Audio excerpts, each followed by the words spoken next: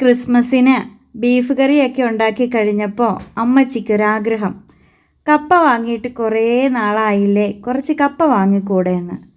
പണ്ട് കപ്പ കൃഷിയൊക്കെ ഉണ്ടായിരുന്നതാണേ, പക്ഷേ ഇപ്പോൾ നമ്മൾ കടയിൽ നിന്ന് വാങ്ങണം. എങ്കിൽ പിന്നെ അമ്മച്ചി ഒരാഗ്രഹം പറഞ്ഞതല്ലേ, അങ്ങ് സാധിച്ചു കൊടുക്കാമെന്ന് വിചാരിച്ചു. ഞാൻ പോയി കുറച്ച് കപ്പ വാങ്ങിച്ചുകൊണ്ട് വന്നു. വീട്ടിലെത്തിയപ്പോൾ അമ്മച്ചിക്ക് ദഹനക്കേട്, ഗ്യാസ് ട്രബിള്, ഇല്ലാത്ത അസുഖമൊന്നുമില്ല. അങ്ങനെ കപ്പ അവിടെ ഇരുന്നു. 2-3 ദിവസം കഴിഞ്ഞ് നോക്കിയപ്പോൾ കപ്പ കേടാകാൻ തുടങ്ങി.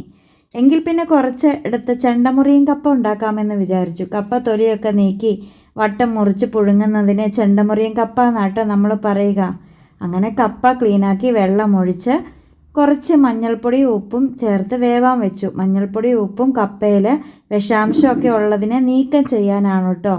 അങ്ങനെ ചെണ്ടമുറിയും കപ്പ റെഡിയായി. മീൻ വറുത്തതും മീൻകറിയും കൂട്ടി ഞങ്ങളങ്ങ് കഴിച്ചു.